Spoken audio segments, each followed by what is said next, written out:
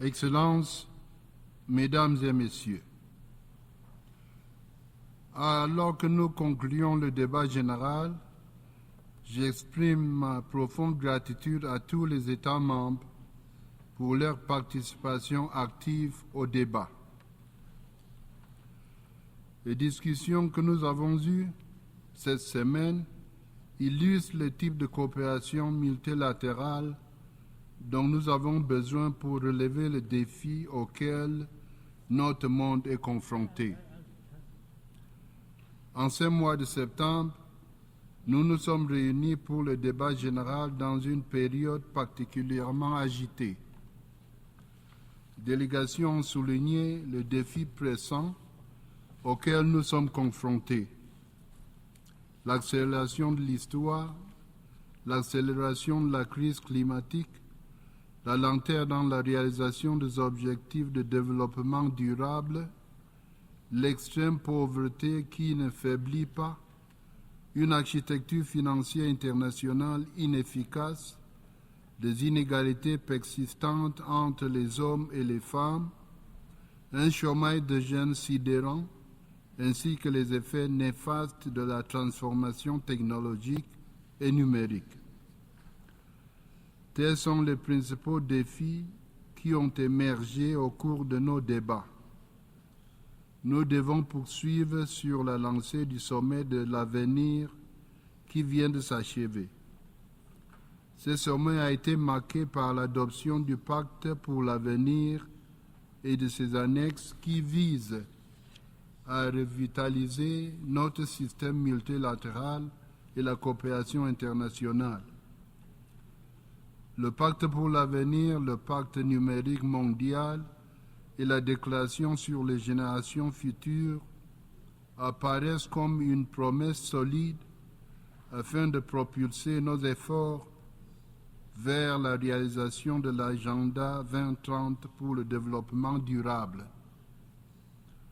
Notre pacte pour l'avenir s'attaque essentiellement à certains des défis qui entravent la coopération internationale depuis de nombreuses années.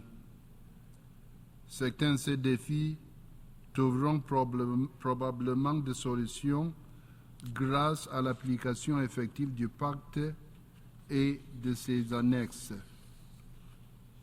J'exhorte les États membres et toutes les parties prenantes à agir dans le sens d'une mise en œuvre effective du pacte pour l'avenir et de ses annexes. Mon bureau prévoit de mener un programme intensif de sensibilisation dans ce sens tout au long de la 79e session de l'Assemblée générale. Nous restons ouverts à tout conseil et à tout soutien pour faciliter nos actions. Excellencies, ladies and gentlemen, while we are meeting in New York, violent conflicts are raging in Gaza, Lebanon, Sudan, and Ukraine. This is unfortunately not an exhaustive list of the conflicts and crises affecting member states of the United Nations. In the last few days, the world has seen an extremely dramatic escalation of violence between Israel and Hezbollah in Lebanon. That escalation risks causing war in the entire Middle East region. As we speak, peace in the Middle East is hanging delicately on a shoestring. There is pervasive tension and uncertainty in the region. Thousands of people have lost their lives. Many others have been displaced. Infrastructure has been destroyed. This must stop, and it must stop now. The world must not allow an all-out war to happen in this volatile region. We call on all parties, Israel, Hamas, and Hezbollah, to urgently conclude a ceasefire and for all remaining hostages to be freed immediately and unharmed. I also call on all those with influence on the parties to demand an immediate ceasefire and dialogue. I further call on all states supplying weapons to the region to desist from such actions and give peace a chance, for no sustainable peace will be achieved militarily. Negotiations and diplomatic solutions must take precedence over brutal force. The Charter of the United Nations instructs that member states settle their disputes peacefully so as not to endanger international peace and security. As you heard me saying at the opening of the general debate, only a two-state solution based on relevant UN resolutions can guarantee lasting peace and security for both the people of Israel and Palestine, and indeed for the rest of the region. Excellencies, during the general debate we heard from 190 member states, including contributions from 71 heads of state, 42 heads of government, 6 vice presidents and crown princes, 8 deputy prime ministers, 53 ministers, 3 vice ministers, and 7 chairs of delegations. Moreover, we heard from 3 observers. Ladies and gentlemen, during the general debate this September, it was disappointing and frankly unacceptable that only about 10% of the speakers were women.